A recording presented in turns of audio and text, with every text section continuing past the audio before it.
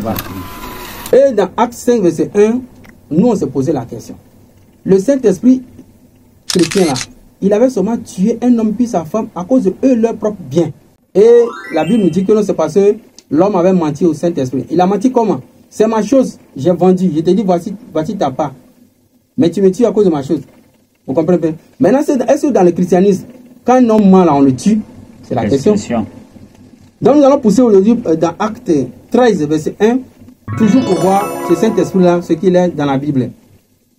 Il a dit, il eut dans l'église de l'Antioche des prophètes et des docteurs, Barnabas, Siméon, appelé Niger, Lucius de Cyrène, Manahan, qui avait été élevé avec Hérode le Tétrarque et Saul. Pendant qu'ils servaient le Seigneur dans les ministères et qu'ils jeûnaient, le Saint-Esprit dit, mais nous on s'est posé la question, le Saint-Esprit a dit à qui? Il a parlé à qui?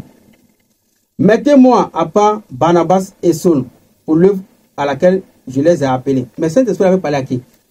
C'est-à-dire, on nous parle que des païens qui sont rassemblés quelque part. Acte 13, verset 1 à 4.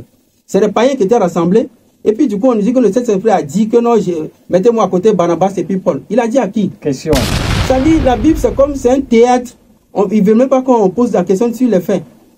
Vous voyez un peu, non? Donc, à partir de là, on comprend que non, Paul, il essaie de légitimer ou bien il essaie d'instaurer un truc qui s'appelle Saint-Esprit. Pourquoi je dis cela? Acte des apôtres a été écrit par l'un des disciples de Paul qui s'appelle Luc. Donc Luc ne fait que raconter les actions de son gourou. Parce que si l'on examine proprement ce verset-là, le Saint-Esprit, il s'est adressé à qui et il a dit de mettre à côté Barnabas et puis Saul pour lui. Puisque tous ceux qui sont cités sont des païens. Attends, les héros et autres. Ou ça, pardon, pour ne pas vous couper. Bon, je voulais reprendre, je ne comprends pas un truc réellement. Il y avait dans l'église d'Antioche des prophètes et des docteurs. N'est-ce pas? Oui. Ou bien, attends, donc, voilà, pour être un peu plus lucide. Plus lucide. Voilà.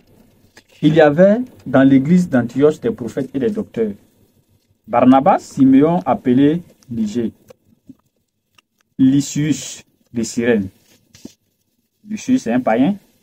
Et tous. Manéen, païen. Oui. Qui avait été élevé avec Hérode aussi, païen, le Tétrarque et Saul. C'est-à-dire, jusque-là, il y a Saul, il y a Barnabas, tout cela, c'est des païens qui sont regroupés. Ils sont regroupés là. Maintenant, on dit non, le Saint-Esprit a dit, mettez-moi à côté Barnabas et Paul, que j'ai chargé pour une mission. Il a dit ça à qui? Le Saint-Esprit a parlé à qui? Parmi ceux-là. Il s'est adressé à qui? Parce qu'on ne peut pas dire qu'il s'est adressé à Paul, ni à Barnabas. On dit, il a dit, mettez-moi de côté ces deux personnes. Oui, non, puisqu'il a dit, mettez Barnabas et Paul. Donc, on ne peut pas dire, le Saint-Esprit s'est adressé à Paul pour dire, mettez-moi Paul et puis Barnabas. Mais nous, on veut savoir, il s'est adressé à qui le Saint-Esprit là? Et c'est le même Saint-Esprit qui tue les gens à cause de leur propre bien. Vous voyez un peu, non? Maintenant, ça, c'est pas. Allons dans Acte 23, verset 1 à 5. Acte 23. Paul, les regards fixés sur le Sanhédrin, dit, homme frère, c'est en toute bonne conscience que je me suis conduit jusqu'à ce jour devant Dieu. Le souverain sacrificateur Ananias ordonna à ceux qui étaient près de lui de le frapper sur la bouche. Alors Paul lui dit, Dieu te frappera, muraille blanchie. C'est-à-dire, le souverain sacrificateur, il a ordonné qu'on frappe sur la bouche de Paul. Il parle trop. Il parle trop. Il dit, c'est-à-dire que c'est quelqu'un qui... Il parle trop. Je vous assure. Ça bouge. C'est là. Vous voyez un peu, non? Maintenant, Paul, il dit, Dieu te frappera, muraille blanchie. C'est-à-dire, Paul rend le mal, pas le mal. Oui. Pourtant, il n'y a pas un seul chrétien au monde qui va prendre la Bible et dire que la Bible nous dit de rendre le mal par le mal. Ah, mais ils ont même dit, Jésus a dit, si on te dit joue gauche, il faut donner joue droite. Mais Paul n'a pas donné la deuxième bouche. Ah, il avait une seule bouche. Non, c'est pas ça, on n'a pas encore tapé. Voilà, prenez-moi Matthieu 10, verset 19. Mais, quand on vous livrera, ne vous inquiétez ni de la manière dont vous parlerez, ni de ce que vous direz. Ce que vous direz, ce que vous aurez à dire, vous sera donné à l'heure même. C'est-à-dire, à partir de ce verset, les chrétiens nous font savoir que quand ils sont animés de Saint-Esprit, c'est le Saint-Esprit qui va leur révéler les choses. Ils n'auront même plus à réfléchir. Maintenant, pour la cause, quand tu cales ou bien tu bloques un chrétien sur un verset biblique, il te dit non, le Saint-Esprit va te faire comprendre. C'est vrai. En fait, tout se repose sur le Saint-Esprit. Là, c'est un verset phare qui va aider les disciples de Jésus. Mais regardez maintenant Paul. Acte 23, qui était, bon, on va au verset 4. Il dit, ceux qui étaient prêts de lui dire, tu insultes le souverain sacrificateur de Dieu. Et Paul dit, je ne savais pas. Attends, je vais relire Matthieu là, parce que là, moi-même mon esprit commence à bugger. Ouais, tu commences à animer le Saint-Esprit. Je vais relire Matthieu 10, verset 19. Mais quand on vous mènera, on vous livrera, ne vous inquiétez ni de la manière dont vous parlerez, ni de ce que vous direz.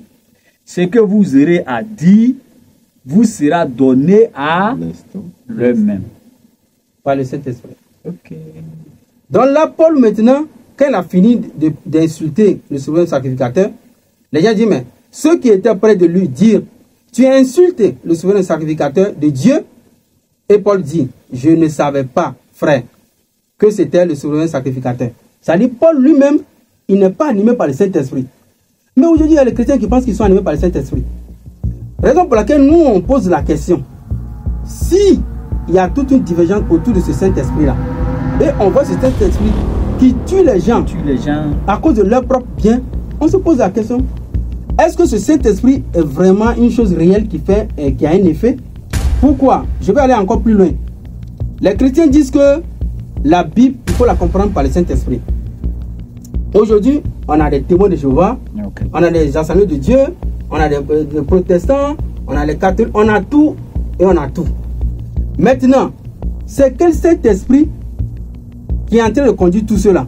Question, hein? Parce que chacun prétend avoir la vérité chez lui. Effectivement. Les catholiques qui font des statues, Marie, Jésus, tout dans l'église, ils disent oui, c'est bon. Les témoins de Jéhovah disent non, ça c'est comment on appelle le chic en français là. L'associationnisme. L'associationnisme. Et des statues. Oui.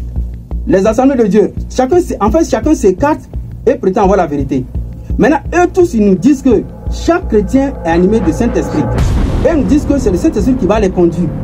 Mais du coup, on voit toute cette cacophonie, ce désordre, ces malincompréhensions, ces divergences de gauche à droite. Raison pour laquelle nous nous sommes posé la question sur réellement ce Saint-Esprit-là. Et on a trouvé que vraiment, c'est quelque chose qui est fictif, qui n'existe même pas, d'où les pasteurs se servent des faux esprits maléfiques pour faire tomber les gens, pour faire danser les gens. Et on dit non, c'est Dieu qui fait tout ça. Sinon, si Paul était animé par le Saint-Esprit, mais il aurait su que c'est le souverain sacrificateur. Vous comprenez un peu? Et puisque même la suite même du verset dit, car ce n'est pas vous qui parlerez, oui, c'est l'Esprit de votre Père qui parlera en vous. C'est tout. Donc nous on est surpris de voir Paul échouer devant cet examen comme ça et le Saint-Esprit l'abandonne, Inch'Allah.